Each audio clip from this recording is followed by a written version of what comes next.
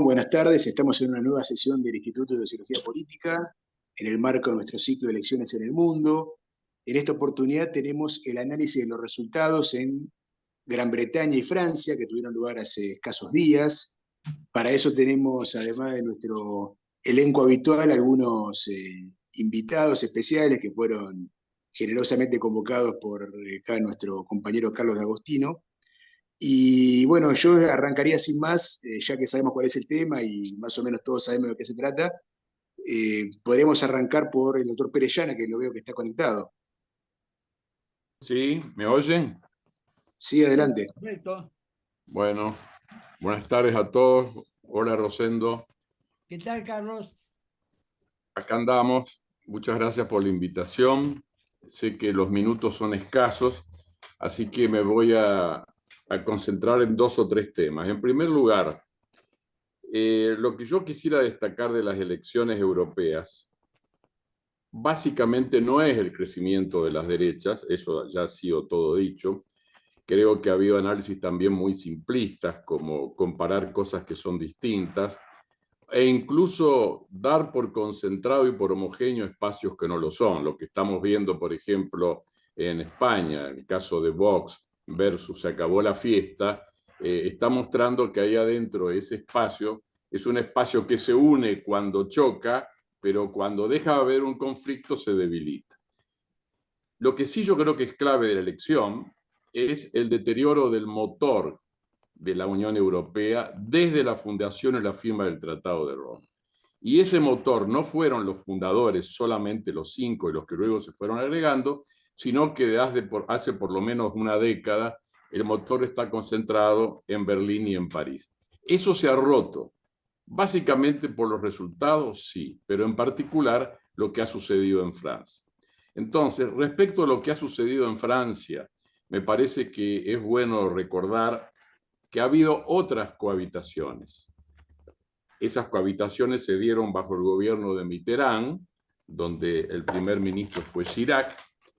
Luego también en el gobierno de Mitterrand y el primer ministro fue Balladur. Y luego en el gobierno de Chirac, cuyo primer ministro fue Jospin. ¿Cuál es la diferencia de esas cohabitaciones con el presente? Yo diría que hay varias, pero hay dos que quiero destacar. La primera, que la cohabitación se formó sobre mayorías sólidas. O sea, el que era primer ministro era el jefe de una mayoría, o bien la mayoría lo había sugerido como tal. Y este no es el caso ni va a ser el caso. Y en segundo lugar, me parece que esas cohabitaciones se distinguen del escenario que pueda aparecer en Francia, es que en los dos temas centrales que tiene como atribuciones exclusivas, que se llaman dominio reservado, que tiene el presidente, al cual el primer ministro tiene que negociar, controlar, discutir. Yo estuve en una cohabitación y ahí lo que yo me daba cuenta es que la relación entre el presidente y el ministro de Relaciones Exteriores, que era socialista, era una relación muy armónica. Pero en los temas de la defensa y en los temas de política exterior había unidad. Todos creían, ambas partes, presidente y primer ministro, en una política exterior europea. Todos creían en la construcción de una política de defensa común y en general tenían una visión del mundo bastante homogénea. Me parece que pase lo que pase en Francia, esto no va a existir porque seguramente las diferencias son tan grandes que va a ser muy difícil compaginar e incluso en los dominios reservados que el presidente tiene por constitución. Ahora bien, yendo a la parte económica y que tiene que ver, creo yo, con lo que ahora comienza a discutirse en Francia en particular, es que una de las explicaciones del apuro de alguna otra manera, del presidente y su gente, tiene que ver con los números. Cuando se crea el euro, se crearon los criterios de convergencia, en donde para ingresar el euro había que reunir determinados requisitos. Hay dos que son muy importantes, que hoy Francia no los cumple. Francia está muy excedida en materia de déficit y está muy excedida en materia de deuda. O sea que la situación económica de Francia es mala. Por eso es que muchos sostienen que la apuesta de Macron fue, muy bien, dejemos que la derecha gobierne, no le va a ser fácil y consecuentemente en algún momento podremos volver y las cosas se equilibrarán. Si nosotros vemos hoy los programas económicos, tanto de la extrema derecha como de, digamos, la familia de la izquierda, que es una familia que está muy enredada, porque una cosa es Mélenchon y otra cosa es el Partido Socialista, las visiones que tienen obviamente chocan con estos dos criterios. Están pidiendo aumento de las jubilaciones, están pidiendo baja de la edad jubilatoria, están pidiendo aumento del salario mínimo y alguna que otra cosa más. De manera que la viabilidad económica de Francia en este contexto, con un déficit elevado, en primer lugar, y con un endeudamiento elevado, con tasas en crecimiento, me parece que son otros de los capítulos que de alguna u otra forma uno tiene que seguir y controlar. Ahora bien, pasando de tema, yo lo que creo es que de alguna u otra forma esta nueva Europa se va a ver afectada y va a afectar, y se va a ver afectada porque hay una especie de aceleración estratégica. ¿Cómo uno puede definir la aceleración estratégica? Yo creo que una definición es, hay una serie de decisiones y de hechos que lo que están haciendo es acelerar tendencias de la agenda. Y las tendencias son los grandes desequilibrios geopolíticos. De alguna u otra forma, uno puede observar que en esta aceleración de las tendencias, lo que suceda en Europa se conecta con otros teatros, y ahora voy al teatro americano.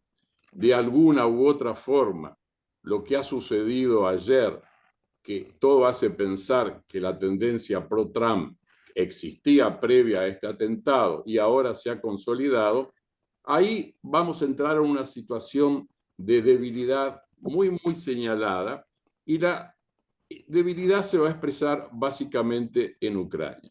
Si ustedes toman las declaraciones de Trump hoy cuando designa a su vicepresidente, que creo que es el senador Vance, cuando lo designa como candidato, vuelve a insistir en alguna respuesta que hay que hacer soluciones rápidas en Ucrania. Y las soluciones rápidas en Ucrania están definidas por Trump hace un tiempo y están en esa enorme cantidad de páginas del trabajo de la Heritage Foundation, que es algo así como la gran plataforma electoral del Partido Republicano. El Partido Republicano en Estados Unidos llega a esta campaña en una situación diferente a la anterior.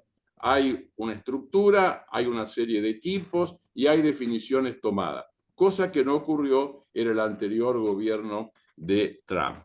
Ahora bien, la pregunta que uno se hace, ¿cuál va a ser la respuesta de Trump para explicar lo que él ya dijo? Que en 2 días o 3 días arregla el tema Ucrania. En verdad, la única respuesta es que él va a cortar la ayuda y Ucrania se va a quedar en muy poco tiempo sin recursos. Y Europa tampoco está en condiciones de llenar ese vacío. De manera que ahí lo único que uno puede observar es cuáles van a ser las condiciones que Estados Unidos y Putin van a pactar, concretamente con qué parte de Ucrania se queda Rusia. Y este es un tema central que me parece que hoy aquí no hay mucha duda. Sin ayuda americana, Estados Unidos corta toda relación, la OTAN queda prácticamente paralizada y Europa no puede llenar ese vacío. Eso se va a traducir inmediatamente en la necesidad de una negociación. Acaba de celebrarse una en Suiza, que fue un intento de acercar partes, pero indudablemente la factura que pasa a Rusia ya sabemos cuál es. Esa factura es que lo que está ocupado, de alguna u otra manera, pasa a estar integrado. No hay otra alternativa. De manera que me parece que el acuerdo entre los Estados Unidos y Rusia se va a producir en torno a cómo se interrumpe la relación entre y dentro de la OTAN.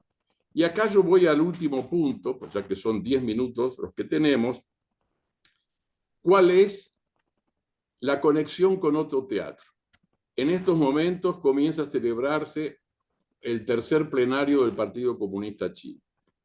Estos plenarios son muy importantes Recordemos que tal vez el más importante es el de 1978, cuando Deng anuncia en ese plenario el famoso plan de reforma. En este caso, la pregunta clave es, ¿cuál va a ser la reflexión china luego de un acuerdo, entre comillas, Estados Unidos, OTAN, Rusia, Ucrania?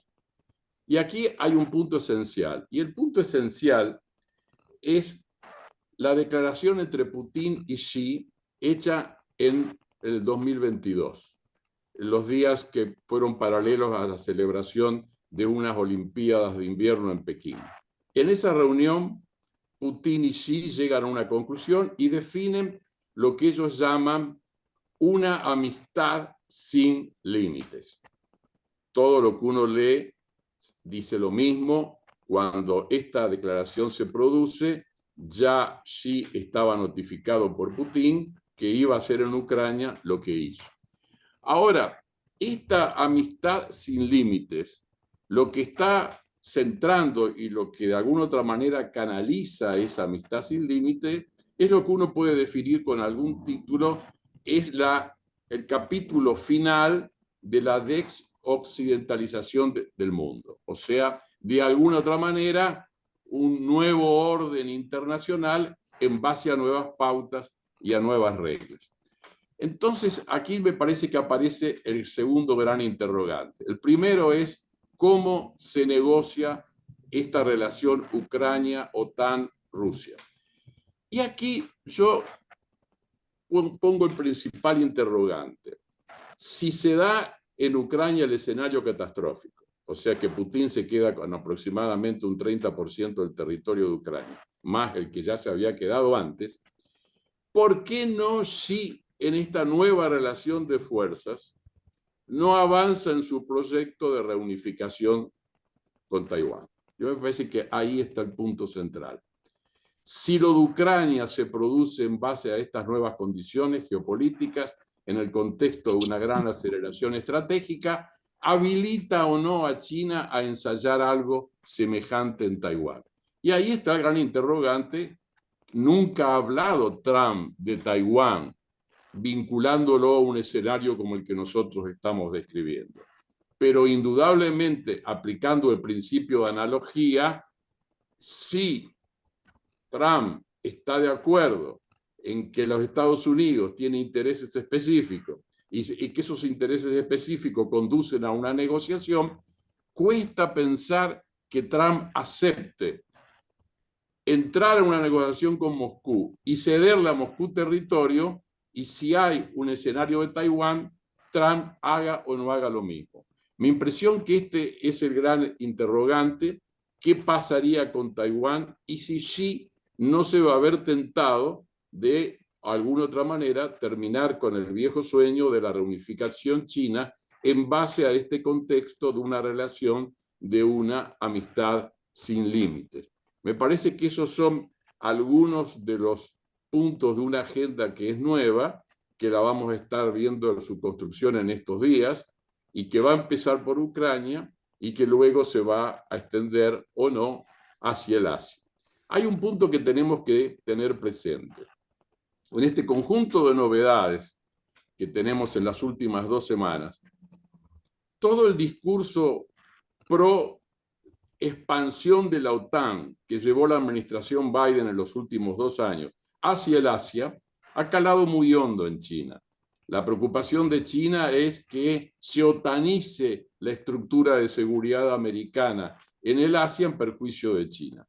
Y lo que está haciendo China en los últimos tiempos es decirle a Europa, cuidado, porque en esa expansión de la OTAN y de la otanización del Asia, nosotros somos parte que no vamos a excluir actividad. Hace 3 días comenzaron grandes ejercicios militares a 3 kilómetros de la frontera entre Polonia y Bielorrusia, y ahí participan tropas bielorrusas y tropas chinas. O sea que los últimos ejercicios militares en Europa tienen por primera vez una participación de China. Esto es lo que nos está diciendo un viejo discurso chino que tiene que ver con la crisis de Yugoslavia, que tiene que ver con la expansión de alianzas próximas a la OTAN, con Corea del Sur, con Indonesia, con Filipinas, etcétera, etcétera, van dando un cuadro estratégico global nuevo. O sea, una China que en su expansión y consolidación tiene una visión global, Estados Unidos, donde supuestamente los Estados Unidos van a abrazar una percepción aislacionista, y este nuevo eje, Rusia-China, la amistad sin límites, me parece que va a ser una modificación de las agendas y el mapa estratégico global va o podrá cambiar sustantivamente. No es una visión apocalíptica la mía, ni tampoco es pesimista. Yo creo que en esto hay que ser realista. Acá hay tendencias que ahora la estamos viendo explotar delante de nuestra vista, que vienen de lejos y que del otro lado no hay nada para cambiar o modificar pautas. Me parece entonces que yo estoy ahí ya en los 12 minutos y con todo gusto, si puedo responder alguna pregunta, lo puedo hacer. Muchas gracias, Carlos. Bueno, ahora tenemos, hay 3 expositores más en la lista. Por un lado, Luisa Corradini, que estuvo siguiendo muy de cerca los acontecimientos de París, y Marcela Morea Araujo, quien está haciendo lo propio desde Londres. Bueno, además de Santiago Juncal, ya lo presentaremos, pero bueno, yo propondría entonces primero Luisa y luego Marcela y luego Santiago. Muy bien, gracias. Yo quiero decir que soy un poco más optimista que el doctor Perellana en cuanto al futuro de Europa y en cuanto a lo que puede llegar a pasar con Ucrania. Pero como el doctor D'Agostino me pidió que hablara de Francia en particular, yo les recuerdo que también sigo Europa desde hace muchos años, voy a limitarme a eso y después podemos intercambiar un poco. Yo creo que mientras los líderes de la izquierda y de la derecha se pelean hace una semana para ver quién gobernará el país y los medios políticos acusan a Emmanuel Macron de todos los horrores porque no se decide nombrar un primer ministro, pensé que sería interesante sacar algunas conclusiones sobre esta histórica secuencia que en realidad propulsó a la extrema derecha de la Reunión Nacional de Marine Le Pen en la primera vuelta y después consiguió volverse en su contra en el balotaje. El partido, les recuerdo, llegó primero en todas las regiones de Francia, en casi todos los departamentos, así como en el 93% de las comunas. Sus dirigentes ya se veían literalmente a las puertas del poder con una mayoría absoluta en la Asamblea Nacional y con Jordan Bardella, su presidente, primer ministro a los 28 años. En el balotaje, la extrema derecha quedó como el primer partido de Francia con casi 9 millones de votos, es verdad, así como el primer grupo parlamentario, con 125 diputados más 17 tránsfugas de los conservadores, de los republicanos. Sin embargo, el primer ministro de Francia no saldrá de sus filas, como tampoco saldrá de las filas de la extrema izquierda, porque la Reunión Nacional quedó relegada al tercer lugar, si se razona en concepto de bloques.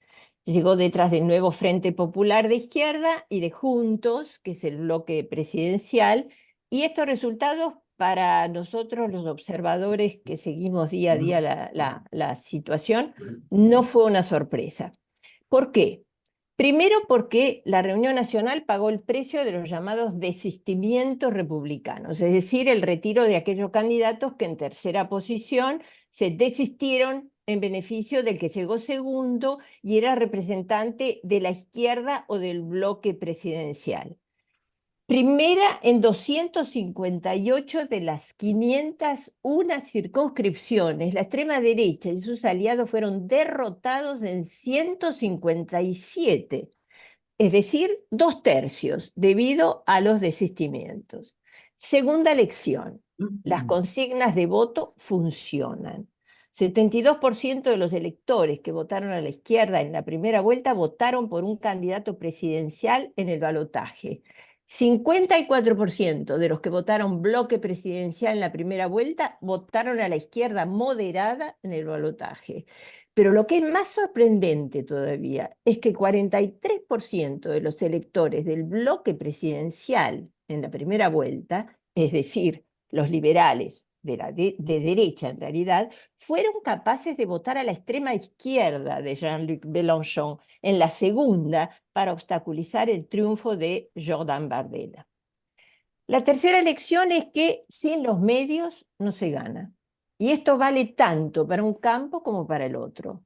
En Francia, cantidad de medios de comunicación, en especial cadenas de televisión de información permanente, pertenecen a un empresario multimillonario de ultraderecha, Vincent Bolloré, cuya consigna fue RN a fondo. Y a pesar de las restricciones legales sobre tiempo de palabra y equilibrio de la información, la cosa funcionó.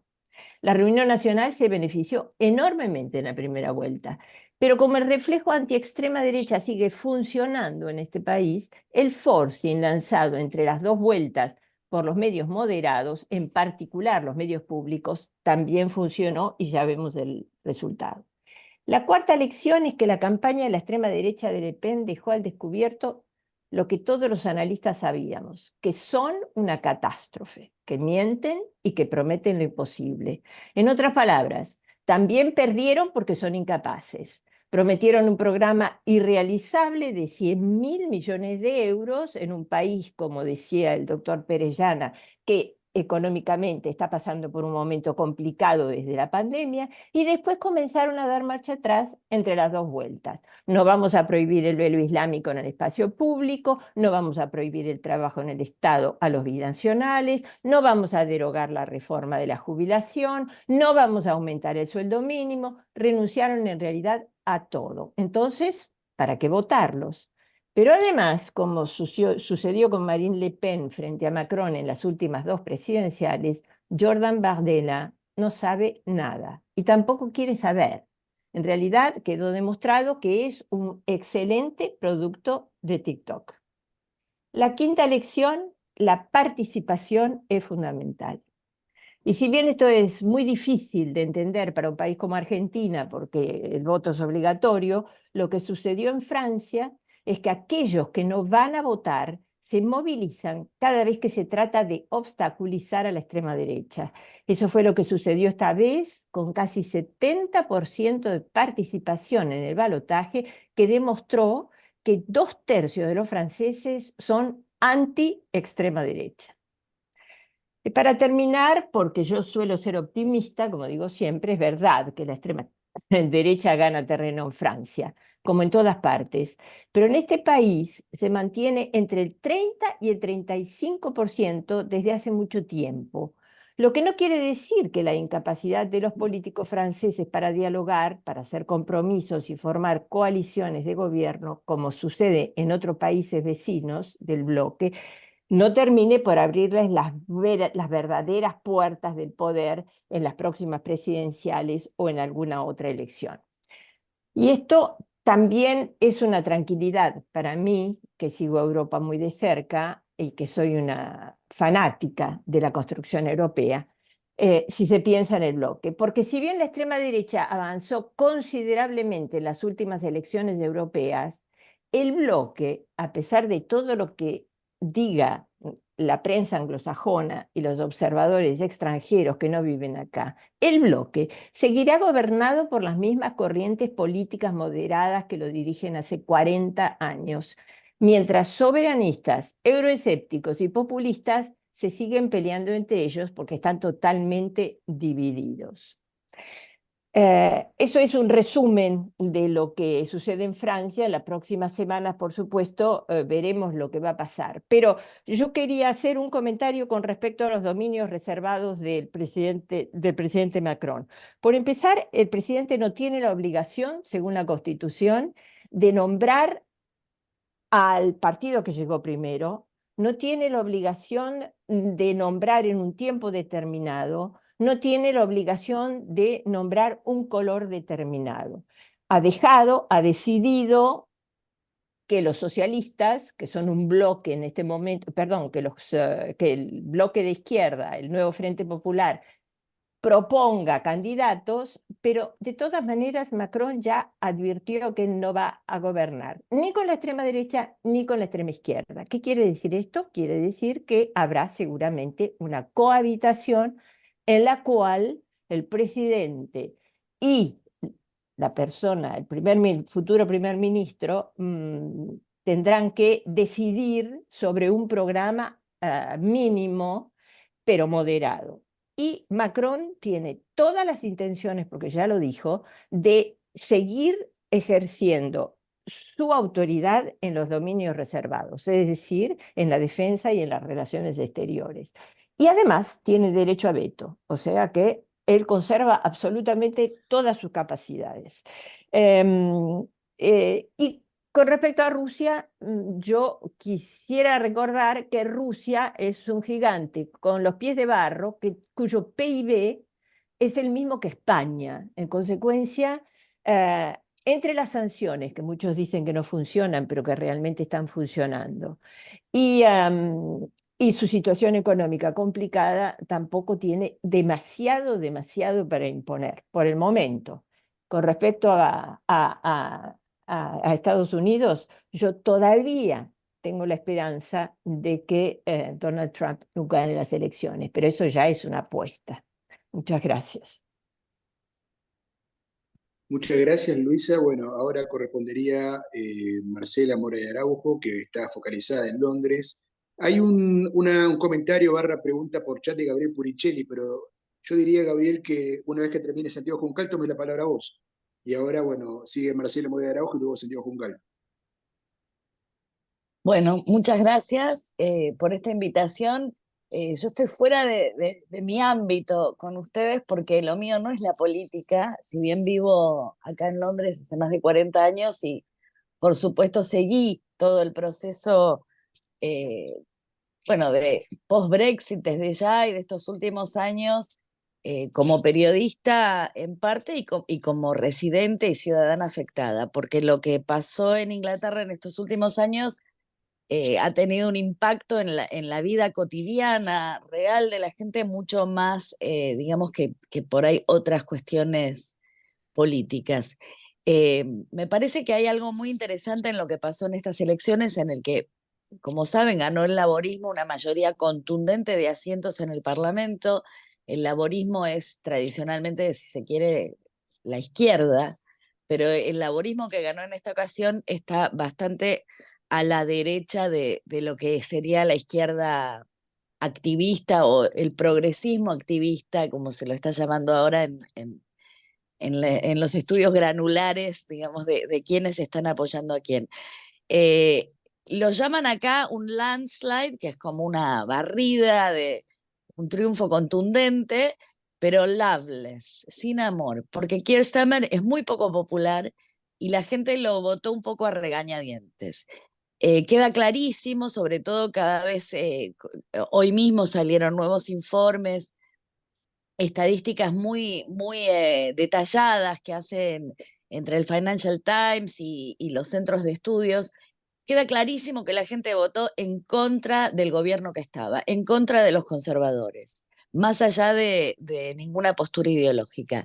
Y lo que estaba leyendo hoy, que me parece sumamente interesante, es que quedó clarísimo que entre la gente que votó al laborismo o que por lo menos votó en contra de los conservadores, que fue, por cierto, muy poca la gente que salió a votar. Acá tampoco es obligatorio el voto y votó menos gente que nunca desde que existe el sufragio universal, o sea que desde que las mujeres le dieron el voto en 1918, nunca votó tan poca gente como en esta elección. Esa poca gente que votó en contra de los conservadores, no por izquierda o por derecha, claramente manifestado, sino por ineptos e incompetentes.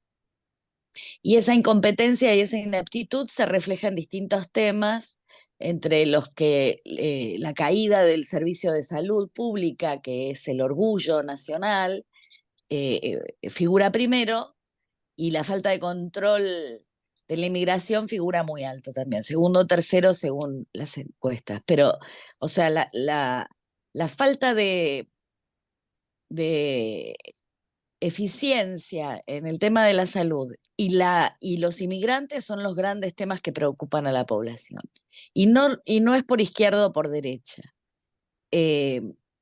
Por otro lado, me parece interesante el auge del personaje de Nigel Farage, que vendría a ser el símbolo de la ultraderecha de este país, que de cierta manera logró quebrantar un poco la base conservadora, formando una propuesta alternativa dentro de la derecha muy poco antes de la elección, un poco como Macron. Rishi Sunak dijo, bueno, votamos en un mes y todo había que armarlo muy rápido, dándole en parte con el específico objetivo de darle poco tiempo a Reform, que es el partido de Farage, y Farage de agruparse, pero lograron igual conseguir muchísimos votos en cuanto a números, digamos, a porcentaje del electorado. El 34% votó el laborismo, el 24% a los conservadores tradicionales y el 14% a esta nueva propuesta de Nigel Farage,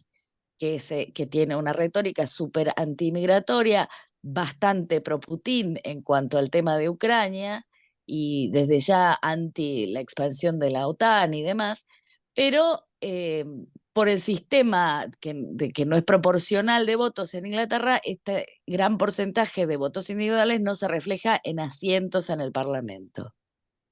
Entonces, después de 14 años como fuerza opositora, el laborismo logró hacer una campaña estratégica muy buena para obtener los asientos relevantes, reconquistar asientos que había perdido entre el 2019 y con el tema del Brexit a los conservadores, y despreocupó digamos, descuidó los votos de lo que sería la izquierda tradicional. Los votos, sobre todo con el tema de Israel y Palestina, digamos, con una gran simpatía por lo que está sucediendo al pueblo de Gaza en muchos sectores de este país. El laborismo se distanció de eso, de hecho expulsó a miembros del propio partido que se manifestan abiertamente pro-palestinos, y estos se presentaron como independientes y en muchos casos ganaron también.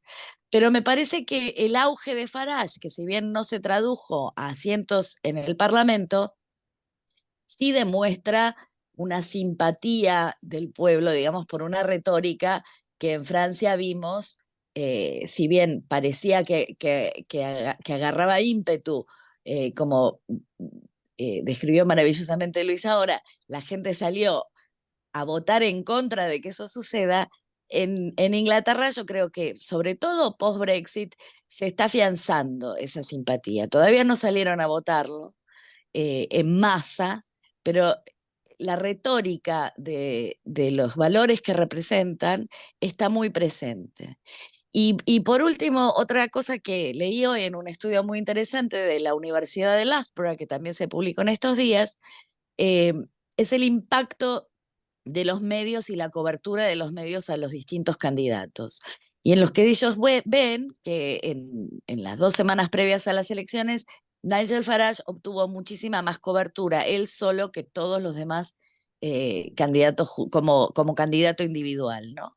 Que los medioambientalistas, que de hecho ganaron igual cantidad de asientos que él, o uno menos, 4 en vez de 5, que los independientes, que los liberales demócratas, que habían medio dejado de existir porque una desafortunada coalición con los conservadores en el 2010 los dejó sin partido y sin base, digamos, y el nacionalismo escocés, que venía siendo una fuerza muy fuerte y desapareció.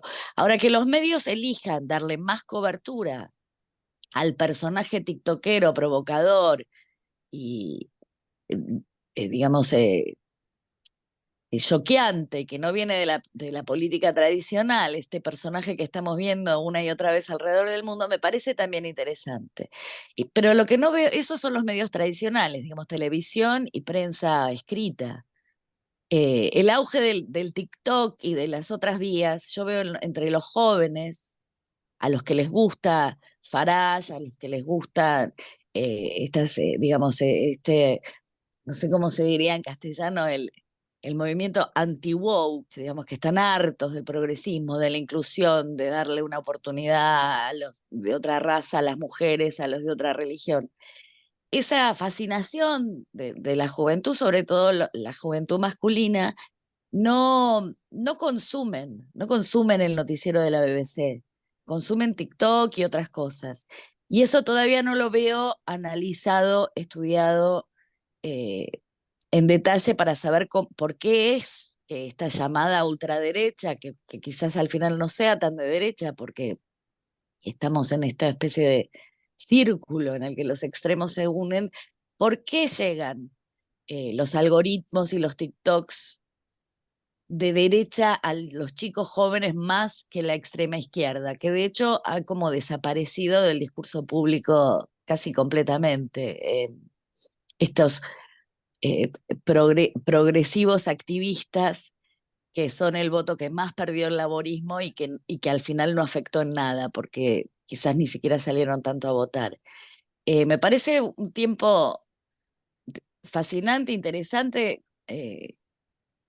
Leí hace mucho tiempo una descripción de la literatura que existe pre-revolución y post-revolución en el mundo, todas las grandes revoluciones, qué bien estudiado está el momento anterior y cómo quedan las cosas después.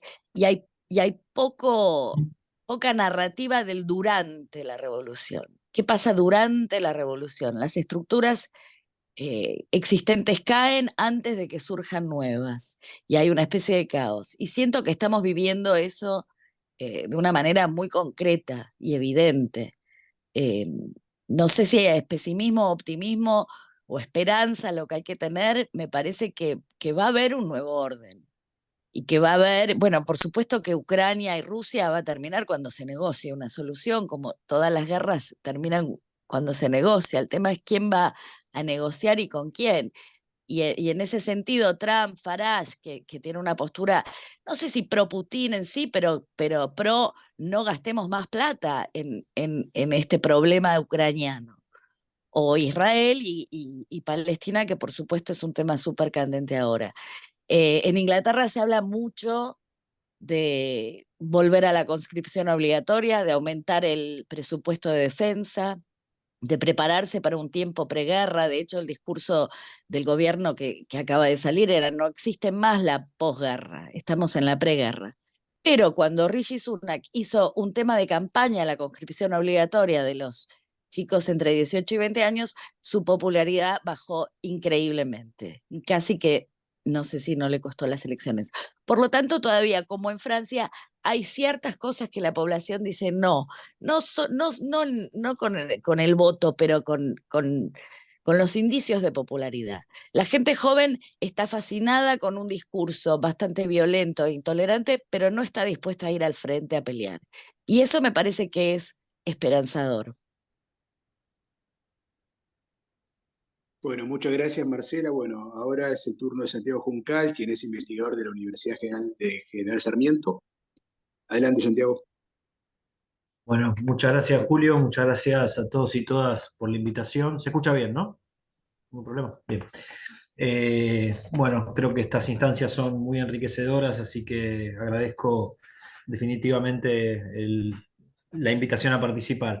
Bueno, yo voy a hablar de las elecciones en Gran Bretaña también, seguramente a riesgo de repetirme un poco con algunas de las cuestiones que planteaba muy bien Marcela. Voy a ir avanzando primero con los números básicos de la elección y después, bueno, las implicancias y lo que yo veo como escenario político y también del rol geopolítico y geoeconómico de Gran Bretaña en el escenario actual. Bueno, primero que nada, bueno, un poco ya lo decía Marcela, ¿no? El triunfo laborista fue contundente en materia de representación parlamentaria, obtuvo 412 de los 650 escaños que estaban en juego en la Cámara de los Comunes y como contracara de eso, obviamente la derrota de los conservadores también fue una de las más resonantes de toda su historia, ¿no? Si nos fijamos en el voto popular, es evidente que se trató incluso mucho más de una derrota conservadora que de un triunfo laborista, en el sentido de que, bueno, de un triunfo laborista e incluso también un triunfo laborista a costa más limitadamente de la caída del Partido Nacionalista Escocés. ¿Por qué digo esto? Porque los laboristas obtuvieron el 4 de julio menos votos que en la elección de 2019, donde estaban liderados por Jeremy Corbyn. Es decir, en 2019 obtuvieron poco más de 10.200.000 votos. En la elección de hace 10 días obtuvieron poco menos de 10 millones de votos. Y así todo, que en esa elección de 2019 había sido muy mala en términos de representación parlamentaria, había sido un triunfo muy importante de los conservadores, justamente en ese momento liderados por Boris Johnson. Digo, en la comparativa, habiendo obtenido menos votos, obtienen justamente más del 60% de la representación parlamentaria. Obviamente la explicación para esto está justamente, ¿no?, lo que decíamos antes, la caída libre que tuvo el caudal de votos de los Tories, que hace 10 días fue de menos de 7 millones de votos, cuando justamente en 2019 había sido de casi 14 millones, ¿no? Entre eso, la baja participación electoral, que desde 2001 no era tan baja, fue menor al 60%, y la representación territorial uninominal, de la cual también hablaba Marcela, tenemos la aplicación de por qué se da esta situación tan curiosa, digamos, ¿no? Ahora, la pregunta es por qué se da esta caída libre en el apoyo conservador, por qué se está cerrando en Gran Bretaña un ciclo de 14 años de gobiernos conservadores. Bueno, ahí pienso que obviamente la explicación es multicausal, ¿no? Hay errores de conducción política muy claros. Si uno ve lo que fueron estos últimos 3 o 4 años, la salida del poder de Boris Johnson, pero también el episodio Liz Truss, ¿no?, donde con una política anarcocapitalista y queriendo amigarse con los mercados, lo único que hizo fue que los mercados le quitaran apoyo, y todo ese desorden, de ese vacío político que lo termina cubriendo muy parcial y limitadamente, diría yo, Rishi Sunak. Digo, son errores que tienen que ver con la conducción del Partido Conservador. Pero después hay errores de gestión muy claros, ¿no? Todo lo que fue la gestión en el marco de la pandemia, la gestión sanitaria, pero también, un poco lo decía Marcela, ¿no?, esta idea de ver a un partido como inútil en ese contexto, y además donde los propios gobernantes irrespetan las medidas sanitarias, lo que fue el episodio de Boris Johnson y sus ministros. Digo, se termina de configurar un cuadro donde a errores del manejo del partido se adhieren también errores del manejo de los servicios públicos y de la gestión pública en general. Ahora, todo eso también se da en un contexto solapado o superpuesto, si se quiere, con lo que fue la inercia de la salida del voto del Brexit en junio de 2016, ¿no? Digo, ahí es difícil a veces descomponer cuánto tuvo que ver en el desgaste conservador el propio efecto de la gestión de la pandemia con ese desgaste progresivo que hubo justamente entre el voto de junio de 2016 y la efectivización de la salida de la Unión Europea, que fue recién en 2020, recordemos, después de reiteradas prórrogas, de negociaciones interminables con la Unión Europea, y grosso modo, ninguno de esos dos componentes, ni la salida de la Unión Europea, ni la gestión para contrarrestar los efectos de la pandemia, logró posicionar a Gran Bretaña, por ejemplo, como nodo para recibir corrientes de inversión significativas, como nodo para generar niveles de crecimiento y de empleo mayores, más allá de que, digamos, la tasa de desempleo no es muy elevada en Gran Bretaña hoy día, ni ninguna señal auspiciosa que uno pueda decir, bueno, de pronto mejora la situación en Gran Bretaña, por ejemplo, con políticas que tengan que ver con contrarrestar los efectos de la inflación, como consecuencia no solo de la salida de la cuarentena, sino también de la guerra en Ucrania, ¿no? De hecho, cuando Rishi Sunak, una de las cuestiones que planteaba en los últimos días previos a las elecciones era: logramos reducir la inflación al 2% anual, cuando yo asumí, decía él, era del 11%. Sí, efectivamente eso es así, pero también es cierto que el costo de los alimentos, que subió significativamente, como digamos en esos años 2002, 2022, 2023, digo, generaron que buena parte de la población no pudiera acceder a las cuestiones más básicas. Y de hecho se ve eso en un elemento que creo que es muy importante tener en cuenta, que tiene que ver con la pobreza en niños y el incremento muy significativo de personas en Gran Bretaña acudiendo a comedores populares, ¿no?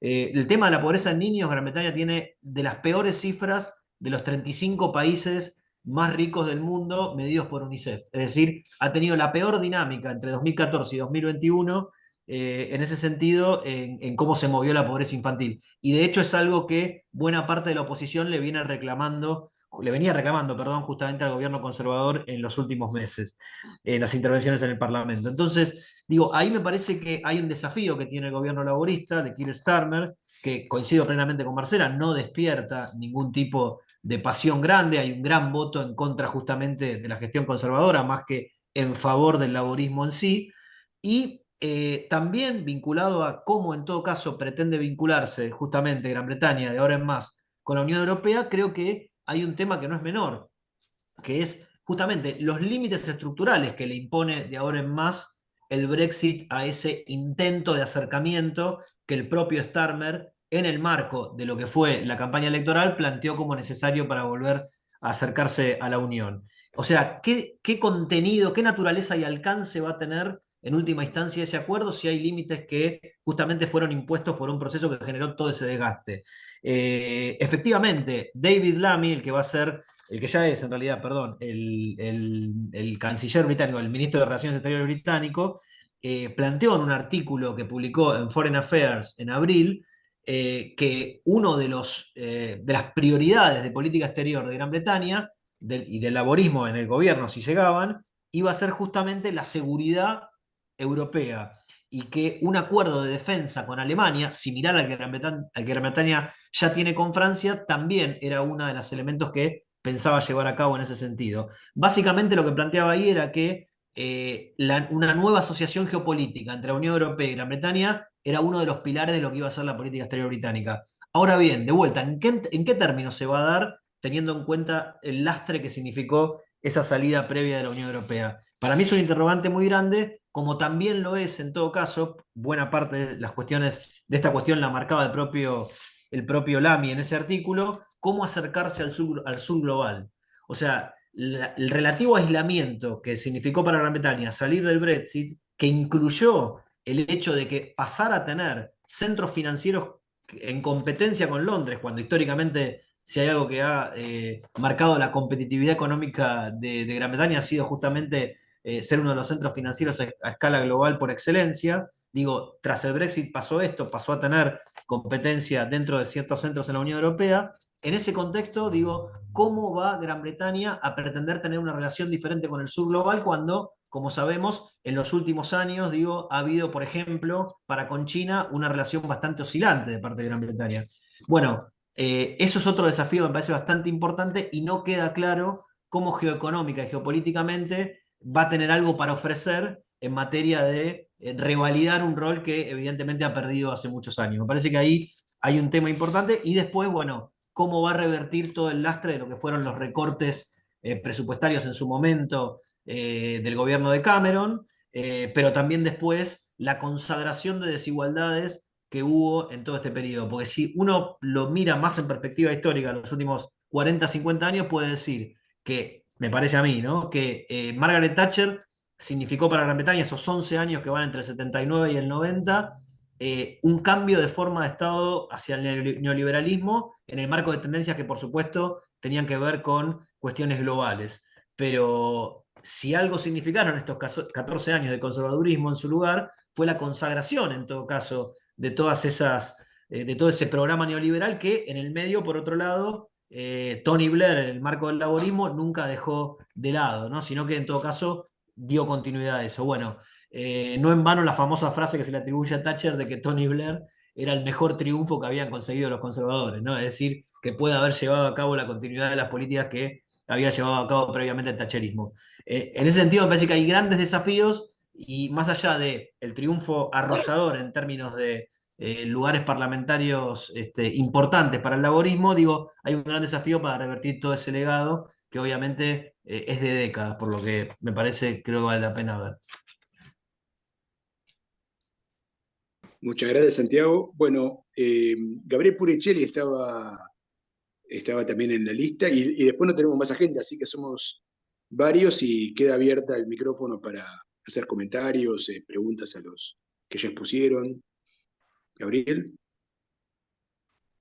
¿Qué tal? Gracias, Julio, y gracias por las intervenciones previas, todas muy ricas. Yo querría hacer un comentario que espero que sea complementario y no repetitivo, eh, de un aspecto en el cual se puede, un aspecto sobre el cual se puede reflexionar en las dos elecciones. Y esto tiene que ver con la coalición social detrás de los partidos progresistas en los dos países. Y me parece que hay, tanto en Francia como en el Reino Unido, una de las cuestiones que explican la dinámica electoral es que las coaliciones sociales que apoyaban a los dos las dos principales fuerzas políticas en el campo progresista en los dos países, vienen sufriendo tensiones o fracturándose a lo largo del tiempo. Entonces, para empezar con el Reino Unido, hay que situar la elección de Starmer, como bien lo hizo Santiago, en términos del voto popular. Starmer saca 500.000 de votos menos que Jeremy Corbyn en la elección de 2019. Ese 500.000 de votos se va prácticamente completo hacia las candidaturas independientes, que lograron una cantidad de bancas que, bueno, nunca se corresponden en ese sistema no proporcional, pero las bancas que se obtuvieron con 500.000 de votos, exactamente lo que perdió el Partido Laborista.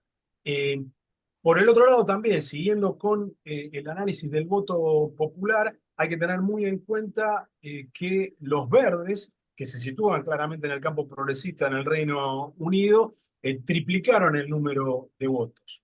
Y recién sumando estas tres componentes presentes en todo el territorio del Reino Unido, el Partido Laborista, verdes e independientes progresistas, que básicamente son diputados laboristas que el liderazgo de Starmer no autorizó a ser candidatos oficiales del partido, e incluyen a, entre otros, el predecesor de Starmer, Jeremy Corbyn.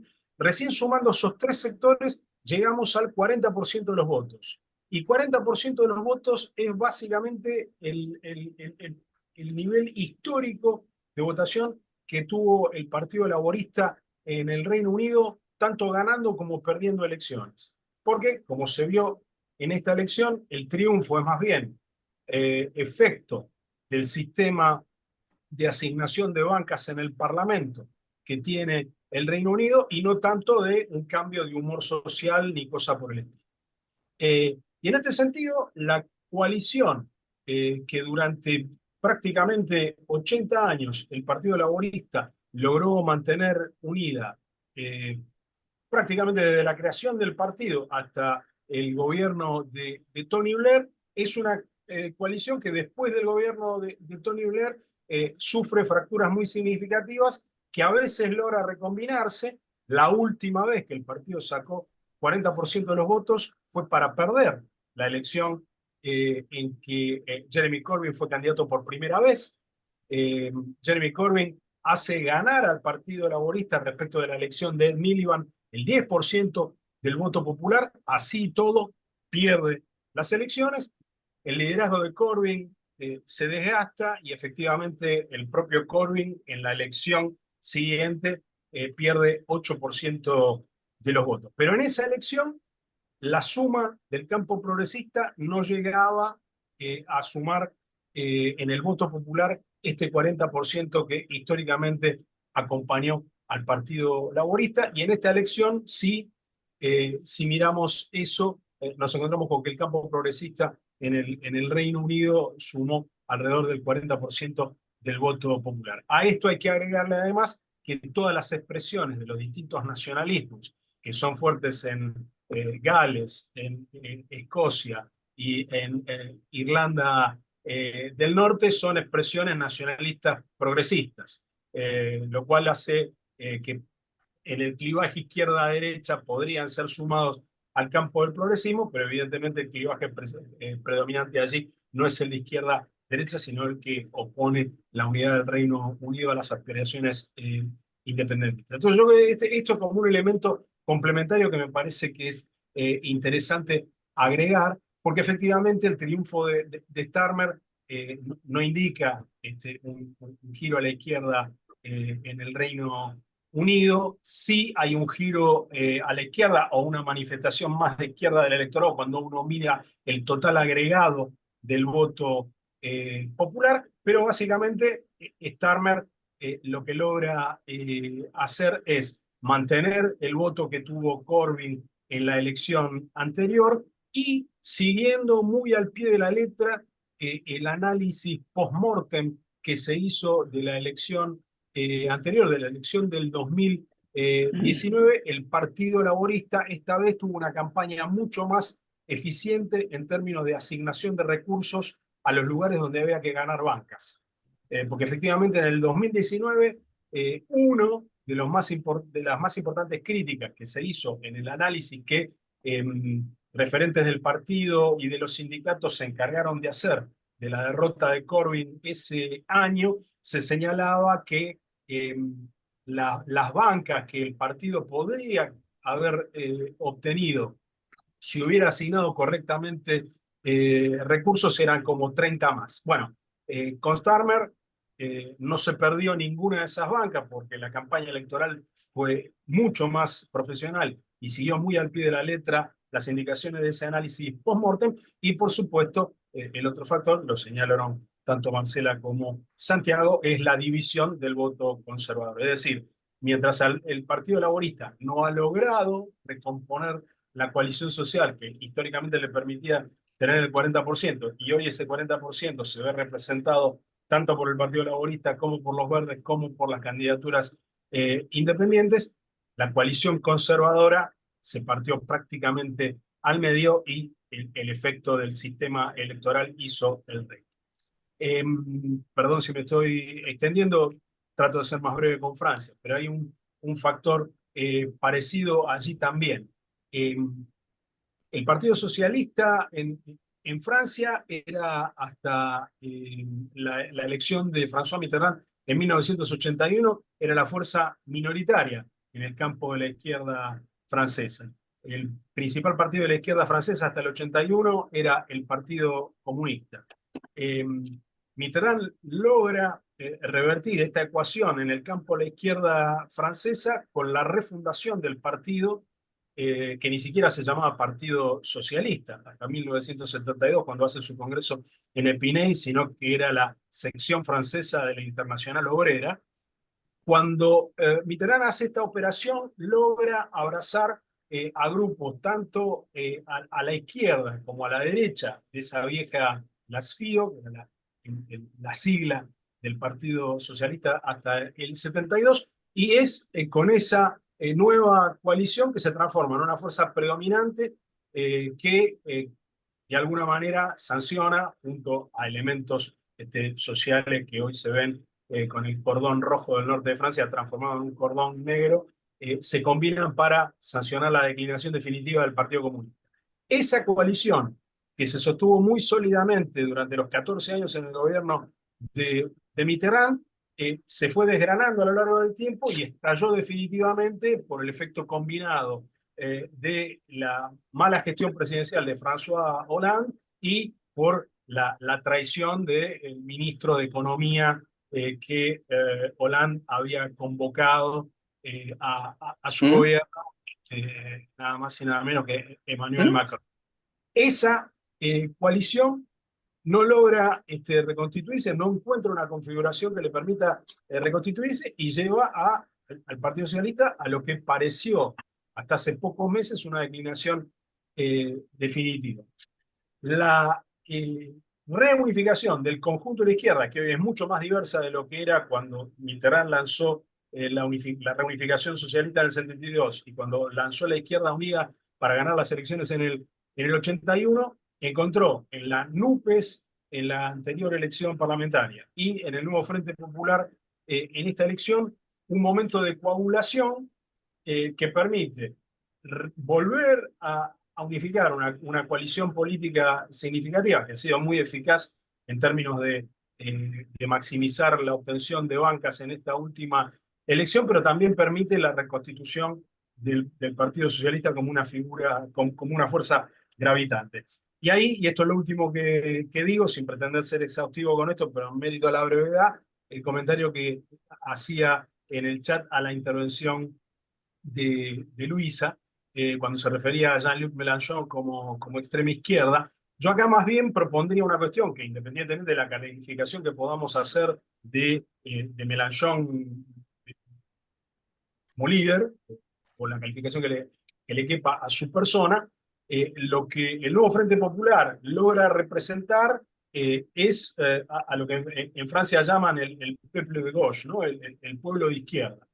Es decir, una coalición que estaba muy desperdigada socialmente, que no encontraba correspondencia en el sistema político, encuentra de nuevo en el nuevo Frente Popular una expresión que es propiamente de izquierda, independientemente que puede haber liderazgos que ya eran de izquierda pertenecían al ala izquierda del Partido Socialista, como el propio Mélenchon, que fue nada más y nada menos que ministro de administraciones socialistas, y por eso me resulta un poco problemático, y por supuesto no es un señalamiento puntual a Luisa, sino que se ha vuelto un poco habitual en ciertos sectores de la prensa hablar de extrema izquierda, y yo no cuestiono siquiera el uso de extrema izquierda con Mélenchon, sino que señalo que desde el punto de vista social, lo que representa el nuevo Frente Popular, lo que representó la NUPES en la elección anterior, es una reunificación de este pueblo de izquierda que históricamente no incluyó a la extrema izquierda, que en Francia siempre tuvo y sigue teniendo organización política autónoma y al margen de esta unidad que abarca desde los socialistas y los ecologistas, pasando por los comunistas hasta la Francia insumisa. Eso era simplemente los elementos que quería agregar. Muchas gracias por la posibilidad de intervenir. Muchas gracias, Gabriel. Bueno, no tenemos a nadie más en la lista, por lo tanto, queda abierto el micrófono. No sé quién quiere tomar la palabra para comentarios o... Luisa está levantando la mano, Sí. sí. Es cierto que la cuestión de la extrema derecha y la extrema izquierda entre Europa y sobre todo nuestro público argentino es una cuestión conflictiva. Yo les quiero recordar a ustedes que cuando el partido de Marine Le Pen se dirigió al Consejo de Estado, que es el mayor tribunal administrativo de Francia, quejándose porque sus candidatos eran llamados por el Ministerio del Interior extrema derecha, el Consejo de Estado ratificó que el Frente Nacional, en ese momento era el Frente Nacional, era de extrema derecha. Y cuando nosotros decimos de extrema izquierda por la Francia insumisa de Jean-Luc Mélenchon, es exclusivamente porque, bueno, porque además el mundo político en Francia la considera la extrema izquierda, porque además es el partido que dentro del bloque de la NUPES antes y ahora del nuevo Frente Popular se ubica más a la izquierda de todos los demás partidos que son considerados mucho más moderados, incluso el Partido Comunista. Otra característica del partido liderado por Jean-Luc Mélenchon es que es absolutamente anti-europeo, es absolutamente anti-americano. Estados Unidos es una obsesión. Tiene unas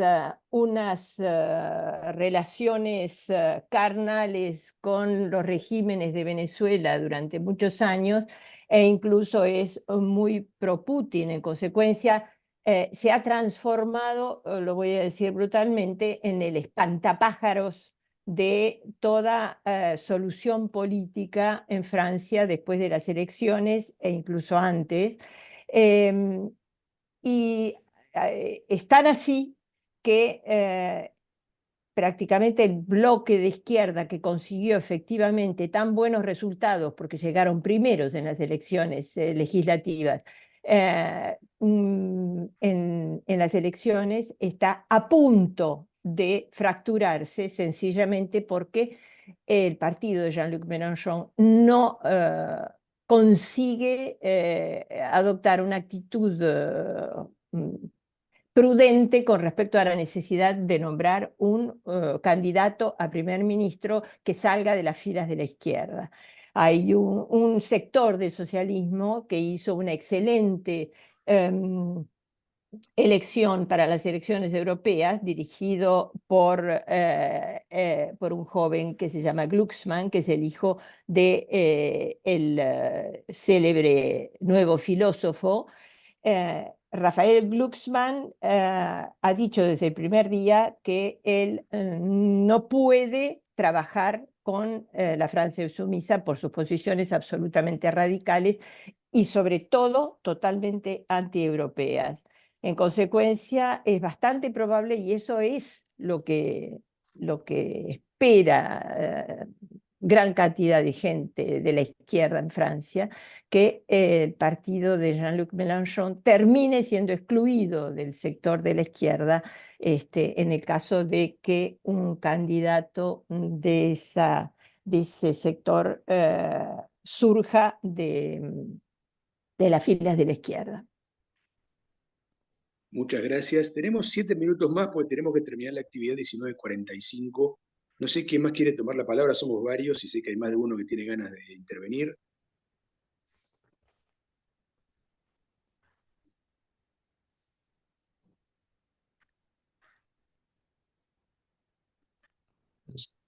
Martín Lagos. Perdón. Se conoce el problema. Entraron los tres, se sacaron fotos, después la copa, le llevaban la copa al punto.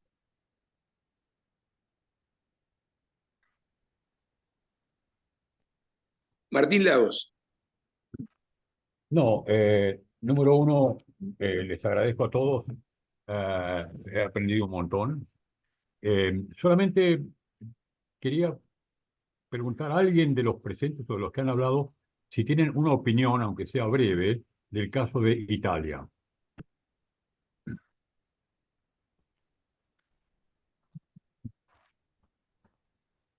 Yo no quiero monopolizar la palabra, pero como yo sigo Europa, puedo hablar de Italia también.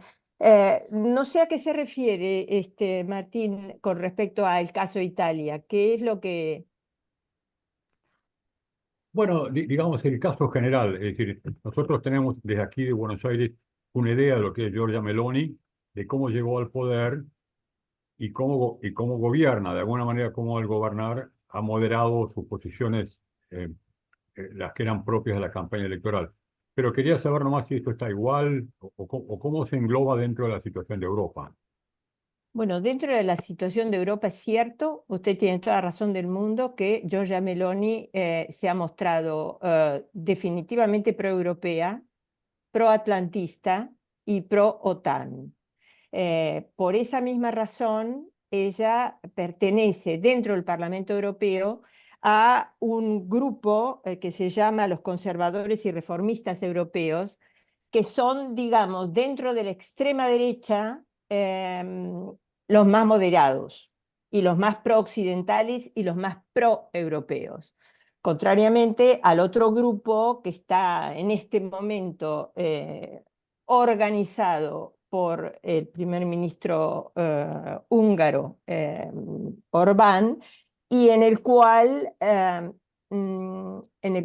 se encuentra la Reunión Nacional de Marine Le Pen y todos aquellos partidos de extrema derecha que son euroescépticos, que son soberanistas y que quisieran realmente reformar completamente, cambiar completamente Europa, en vez de ser una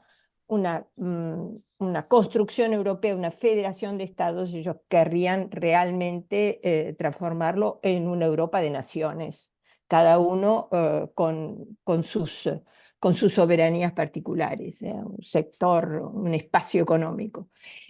Desde el punto de vista nacional, Giorgia Meloni tiene una agenda de derecha, hogar, patria y familia.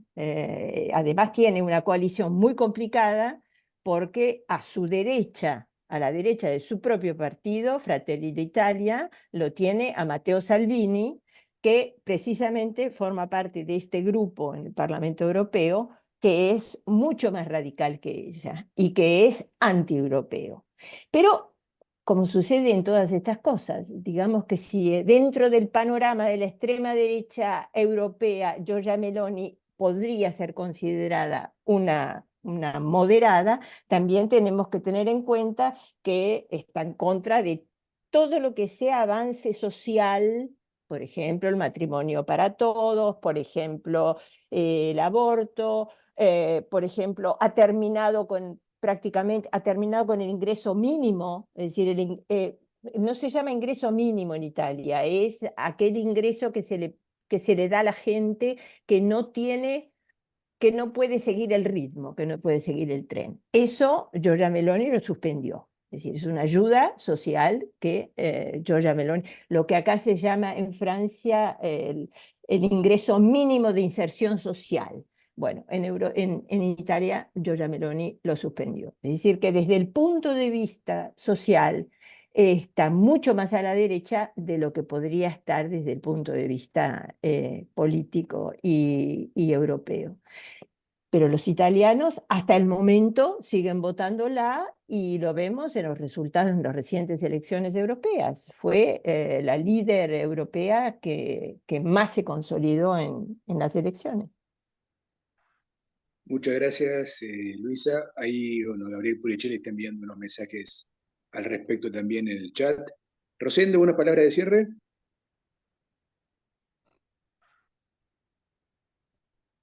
No se escucha.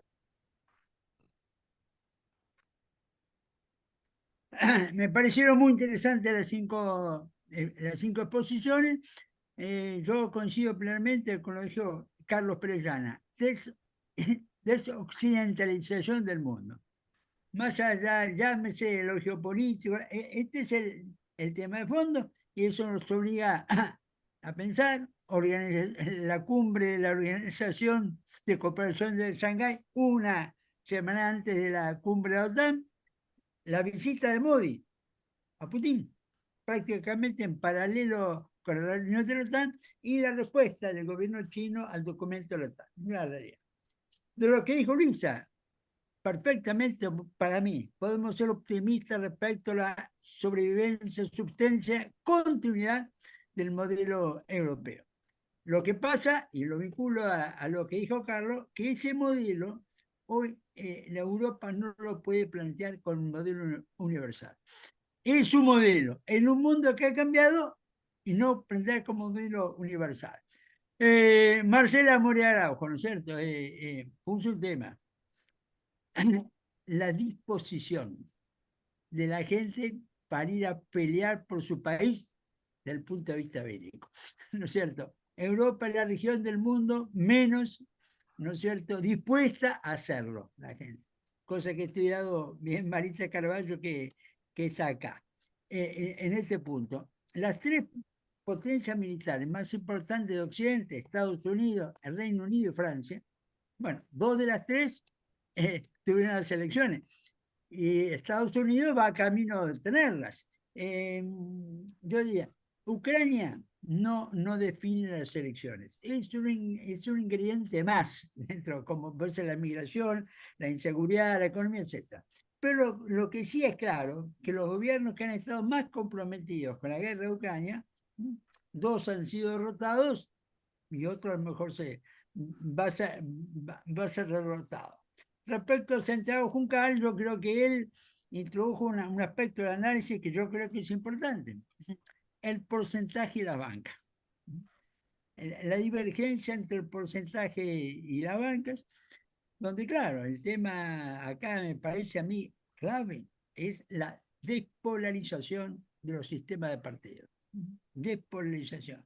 Cuando uno toma, ¿no es cierto?, es decir, los dos partidos principales, bueno, Gran Bretaña, muy claro, Tony Blair ganaba con 44, 45, 43. Hoy los laboristas con 33, ¿no es cierto? Y los conservadores, cuando eran derrotados, sacaban más de 23. Sumados daban 80. Década del 70, a principios de los 80, los dos partidos. Hoy dan arriba 54, 53.